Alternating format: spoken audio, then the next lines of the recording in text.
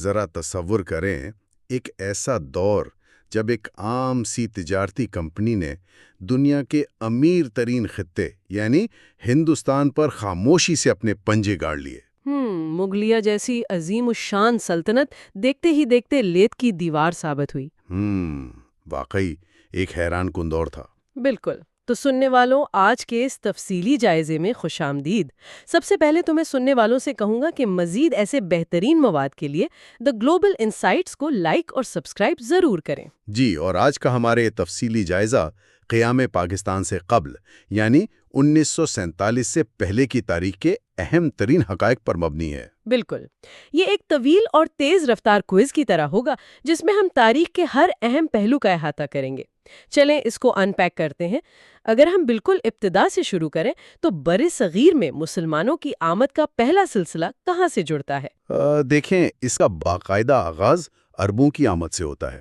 ہندوستان پر حملہ کرنے والے پہلے لوگ عرب ہی تھے اور ان کی قیادت محمد بن قاسم کر رہے تھے، جن کا اصل نام عماد الدین محمد تھا، ہے نا، یعنی دین کا ستون۔ جی بالکل، اور وہ عراق کے اموی گورنر حجاج بن یوسف کے بھتیجے اور داماد بھی تھے۔ اموی دور میں وہ تقریباً 12,000 فوجیوں کا لشکر لے کر آئے اور سندھ فتح کیا۔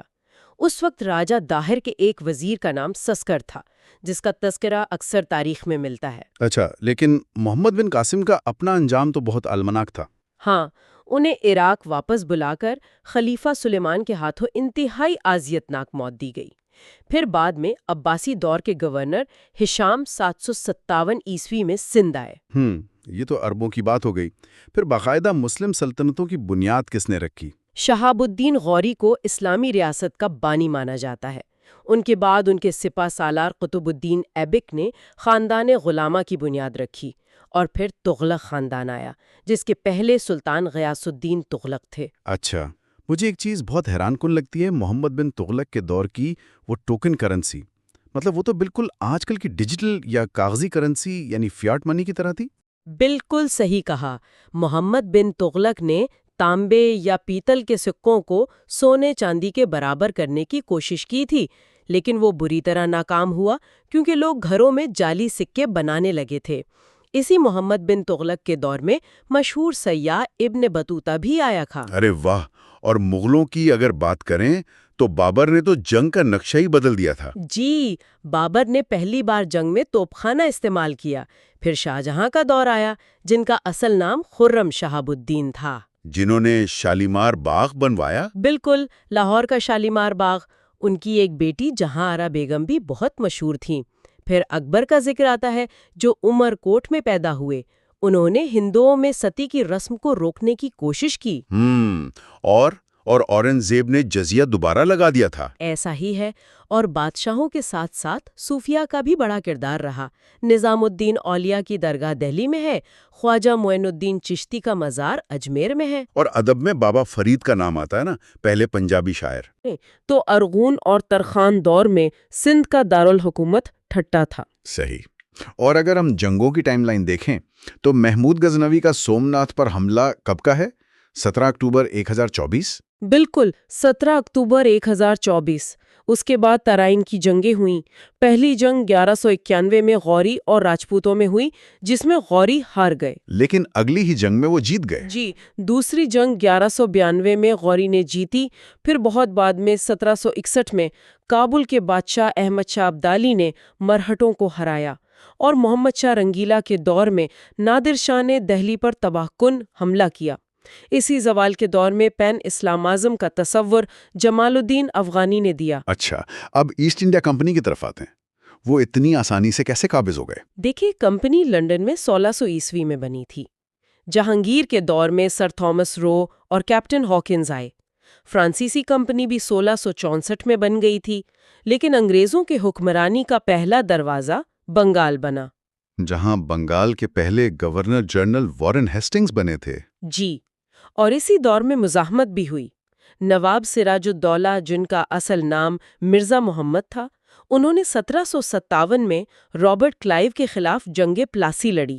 ہمارے فراہم کردہ حقائق کے مطابق اسی کو جنگ آزادی کی پہلی لڑائی کہا گیا ہے۔ اور ٹیپو سلطان بھی تو تھے۔ بالکل، ان کا اصل نام نواب فتح علی تھا۔ وہ 4 مئی 1799 کو شہید ہوئے۔ پھر تو انگریزوں کا راستہ صاف ہو گیا۔ انہوں نے 1805 میں سری لنکا کو کالونی بنایا، 1847 میں سندھ پر قبضہ کیا، جسے بعد میں 1935 میں بامبے سے الگ کیا گیا، اور صوبہ سرحد پر 1849 میں قبضہ کیا۔ یہ سب دیکھتے ہوئے مقامی مسلحین نے بھی تو سر اٹھایا ہوگا۔ بالکل، مجدد الف ثانی یعنی شیخ احمد سرہندی 1564 میں پیدا ہوئے۔ ٹیٹو میر کے ایک سپاہی معصوم خان کو انگریزوں نے سزائے موت دی۔ پھر شاہ ولی اللہ آئے جو 1703 میں پیدا ہوئے اور 1763 میں وفات پائیں۔ شاہ ولی اللہ کا اصل نام احمد تھا نا، اور تاریخی نام عظیم الدین؟ جی ہاں، اور ان کی کتاب کا نام حجت اللہ البالغہ ہے۔ انہی کے دور میں 1764 میں جنگ بکسر ہوئی، جس میں شاہ عالم ثانی اور میر قاسم کا اتحاد ہار گیا۔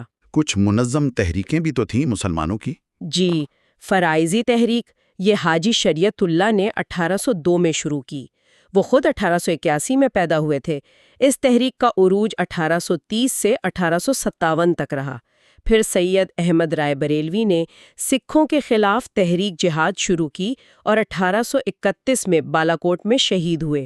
اور ہندوؤں کی اصلاحی تحریکیں؟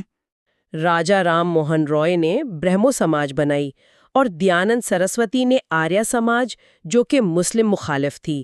اس کی تاریخیں 1870 اور بعض جگہ 1875 ملتی ہیں۔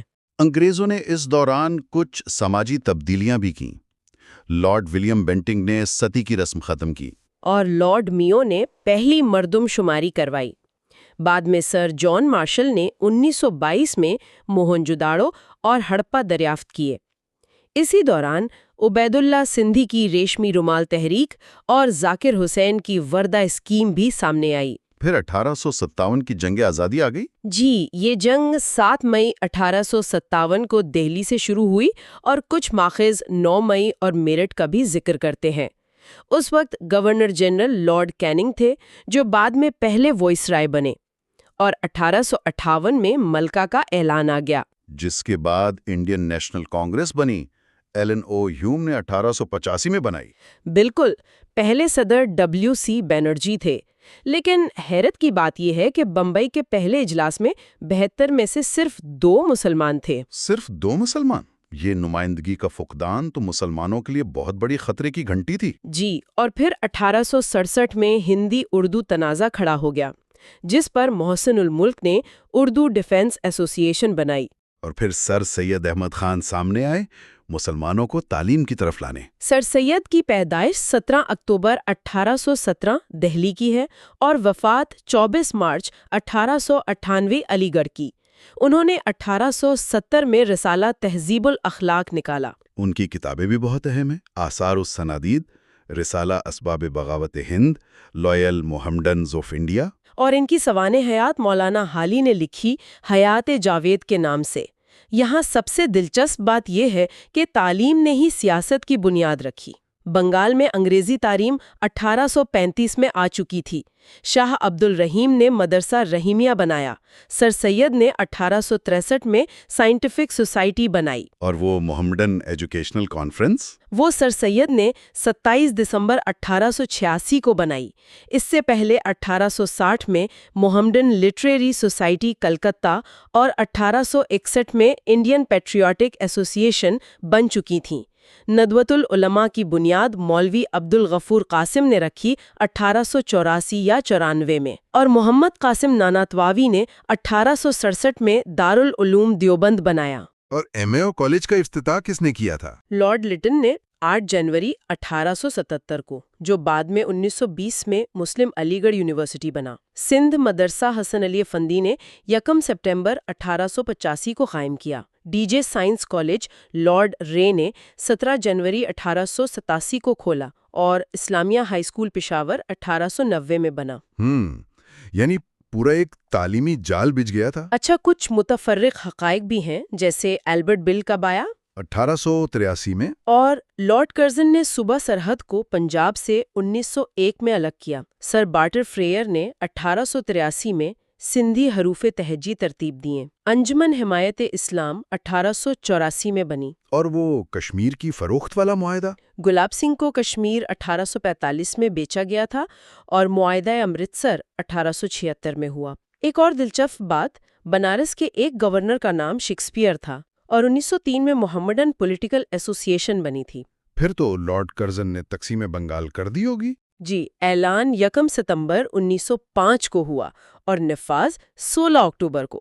مشرقی بنگال کا دارالحکومت ڈھاکہ بنا، مغربی کا کلکتہ۔ ہندوؤں نے سودیشی تحریک شروع کر دی تو بالآخر 10 یا 12 دسمبر 1911 کو لارڈ ہارڈنگ کے دور میں کنگ جارج پنجم اور کوئین میری نے یہ منسوخی کر دی، جس کے بعد مسلم لیگ کا قیام ناگزیر ہو گیا۔ بالکل۔ 1 اکتوبر 1906 کو آغا خان سوئم اور محسن الملک کی قیادت میں شملہ وفد ملا۔ پھر 30 دسمبر 1906 کو ڈھاکہ میں نواب سلیم اللہ کی تجویز پر مسلم لیگ بنی۔ ہیڈ کوارٹر لکھنؤ تھا۔ شروع میں کتنے ممبر تھے؟ 400 ممبران۔ آئین گرین بک محمد علی جوہر نے لکھا۔ افتتاحی اجلاس کی صدارت نواب سمیع اللہ نے کی اور خطبہ نواب وقار الملک نے دیا۔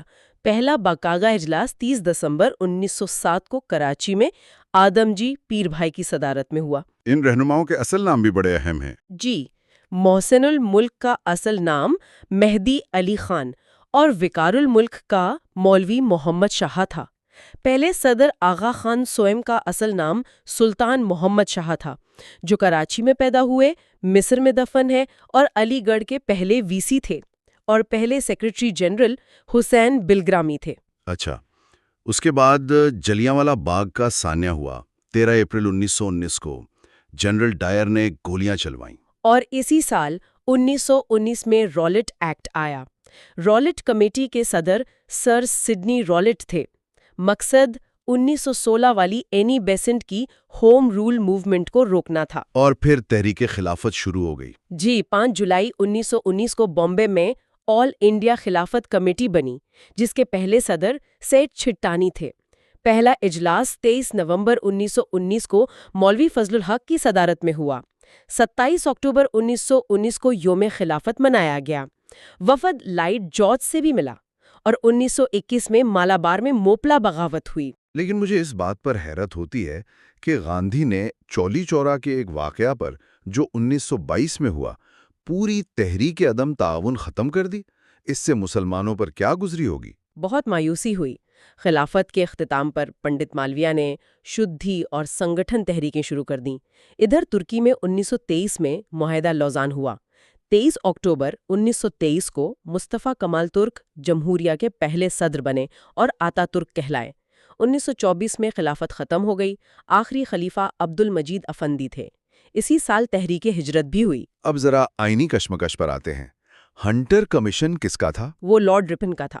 ووڈز ڈسپیچ لارڈ ڈلہوزی کا اور مستقل بندوبست لارڈ کارنوالیس کا۔ قائد اعظم نے دہلی تجاویز مارچ 1927 میں دیں۔ پھر 1928 میں نہرو رپورٹ آئی، جس میں شعیب قریشی واحد مسلم ممبر تھے۔ اس کے جواب میں قائد نے مارچ 1929 میں دہلی سے 14 نکات دیے۔ سائمن کمیشن 1928 میں آیا، 7 ممبرز تھے اور 1930 میں رپورٹ دی۔ گاندھی، جن کا اصل نام موہن داس کرم چند گاندھی تھا، جی، انہوں نے سول نافرمانی 12 مارچ 1930 کو شروع کی۔ پھر گول میز کانفرنسیں ہوئیں۔ پہلی 12 نومبر 1930 سے 19 جنوری 1931 تک ریمزے میک ڈونلڈ وزیر اعظم تھے۔ کانگریس نہیں آئی۔ محمد علی جوہر اور قائد اعظم نے شرکت کی۔ لیڈر آغا خان سوئم تھے۔ دوسری کانفرنس 7 ستمبر 1931 سے 31 دسمبر یا 1 دسمبر تک چلی۔ اس میں گاندھی آئے کیونکہ 5 مارچ 1931 کو گاندھی ایروین پیکٹ ہو چکا تھا۔ تیسری 17 نومبر 1932 سے 24 دسمبر تک ہوئی۔ اور 1932 میں ہی کمیونل ایوارڈ بھی آیا تھا۔ جی، اور مارچ 1933 میں وائٹ پیپر۔ خواتین میں بیگم شاہ نواز نے بھی ایک کانفرنس میں شرکت کی۔ قائد اعظم مایوس ہو کر وکالت کرنے لگے تھے۔ اچھا، اس دور کی صحافت بڑی زبردست تھی۔ محمد علی جوہر کے اخبارات کامریڈ اور ہمدرد 1912 کے ہیں۔ بالکل۔ محمد علی جوہر 1978 میں رامپور میں پیدا ہوئے۔ 4 जनवरी 1931 को लंदन में वफात पाई और यरूशलम में दफन हुए। बीवी अमजदी बेगम थीं, उनकी वालदा इबादी बेगम बी अम्मा कहलाती थीं।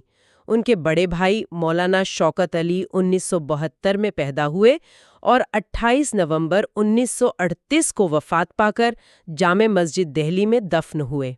अखबार जमींदार 1903 में जफर अली खान ने निकाला। जी, और डेली डॉन कायदे आजम ने 1942 में, डेली जंग मीर खलीलुर रहमान ने 1940 में, अल हिलाल अबुल कलाम का था। पाकिस्तान नेशनल मूवमेंट के चौधरी रहमत अली का ताल्लुक दिल्ली दरबार से था। अल्लामा इकबाल की बात करें, 1908 में म्यूनिख से पीएचडी की ना?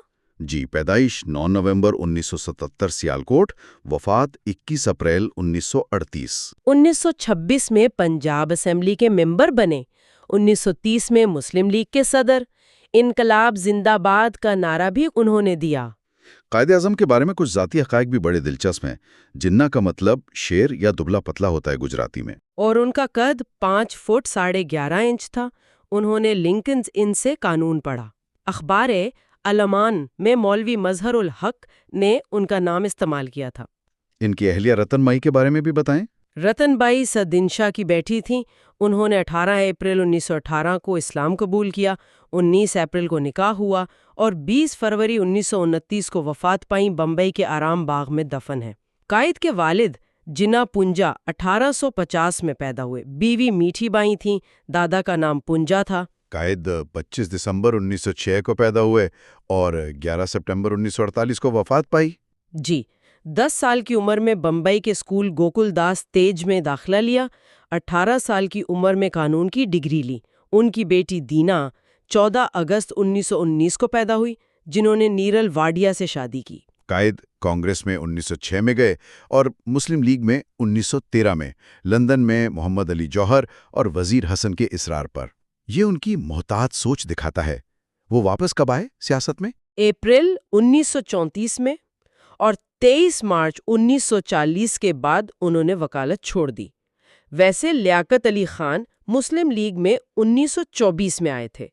फिर वो दोहरी हुकूमत वाला निज़ाम यानी डायरकी भी तो आया था। ये 1921 से 1937 तक चला। 1919 की मॉन्टेंगू चेम्सफोर्ड इस्लाहात में आया था। फिर 1935 के एक्ट में ख़त्म हुआ, जिसने हिंदुस्तान को 8 सूबों में बांट दिया। जिना राजेंद्र प्रसाद फॉर्मूला भी 1935 का ही है। और फिर 1937 के इलेक्शन हुए, कांग्रेस की हुकूमतें बनी, जिनके मजालिम पर 1938 में पीरपुर रिपोर्ट आई। 1939 में बिहार के लिए शरीफ रिपोर्ट आई। कांग्रेसी वजारतों की तहकीकात राजा मोहम्मद मेहदी की कमेटी ने की। जब इस्तीफे दिए तो 22 दिसंबर 1939 को यौम निजात मनाया गया। आखिरी सालों में क्या क्या तजावीज़ आईं? 1940 की अगस्त ऑफर लॉर्ड लिनलिथ को नहीं थी। 1942 में क्रिप्स मिशन आया। गांधी ने 1942 में हिंदुस्तान छोड़ दो तहरीक चलाई। जून 1945 में लॉर्ड वेवल ने शिमला कॉन्फ्रेंस की और वेवल प्लान दिया। 1945 में ही बरतानिया में लेबर पार्टी आ गई। और कायदे आज़म ने अबूरी हुकूमत में 1946 में शमूलियत की। बिल्कुल। पंजाब में उस वक्त यूनियनिस्ट वजारत थी, जिसके बानी सर फजल हुसैन थे। और 16 मई 1946 का कैबिनेट मिशन प्लान भी था, जिसमें 8 मेंबर थे। मुस्लिम लीग ने माना, कांग्रेस ने रद्द किया। फिर 16 अगस्त 1946 को डायरेक्ट एक्शन डे मनाया गया। लियाकत डेसाई पैक्ट भी 1946 का ही है। और बिलाखिर कानून आज़ादी 18 जुलाई 1947 को इंडियन इंडिपेंडेंस बिल पास हुआ। वजीर आजम लॉर्ड क्लेमेंट एटली थे। रेडक्लिफ अवार्ड 15 अगस्त 1947 का है। वैसे बर्मा 1935 में अलग हुआ और 47 में आज़ाद हुआ।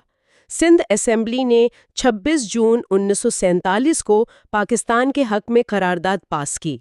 All India states conference Gwalior में अप्रैल 1947 में हुई। जाते जाते किताबों का जिक्र कर लें।